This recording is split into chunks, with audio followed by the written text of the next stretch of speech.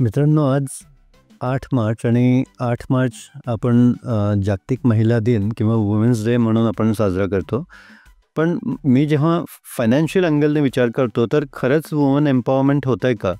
तर मला काही गोष्टींवरती पर्टिक्युलरली फोकस करायचं आहे की आपल्या इथे जी फायनान्शियल लिटरसी आहे ती खरोखर त्या लेवलला आहे. इवन तुमच्या घरीसुद्धा बघा की फायनान्शियल डिसिजन्स कोण घेतात?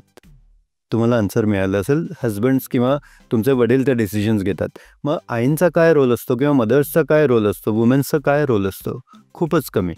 एक सर्व्हे केलेला मध्यंतरी की 300 लेडीज आणि 300 जेंट्स असे एका क्यूमध्ये उभे केले आणि त्यांना जवळपास 100 क्वेश्चन्स विचारले. जर येस असेल तर पुढे जायचं आणि नो असेल तर 1 स्टेप मागे यायचं.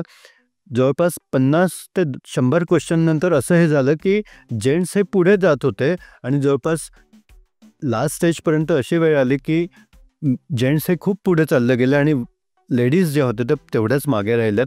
म्हणजे काय की आपल्या इथे वुमन एम्पॉवरमेंट हे सर्वांगीण दृष्टीने होणं गरजेचं आहे, फायनान्शियल दृष्ट्या होणं गरजेचं आहे. दुसरा एक महत्त्वाचा मुद्दा की आपण वुमन एम्पॉवरमेंट म्हणताना आपल्या ज्या डॉटर्स आहेत, आपल्या ज्या गर्ल्स आहेत, जे आत्ता छोट्या आहेत, त्यांच्यासाठी त्यांना सक्षम करण्यासाठी आत्तापासून काही स्टेप्स घेतो का? त्यांच्या नावाने काही इन्व्हेस्टमेंट्स आपण करतो का?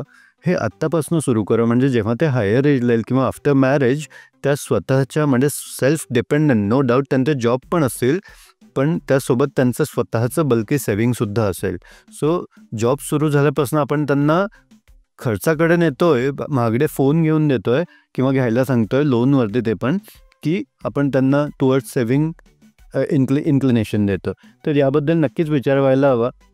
त्यातनं ॲक्च्युअल वुमन एम्पॉवरमेंट होणार आहे. धन्यवाद. थँक्यू.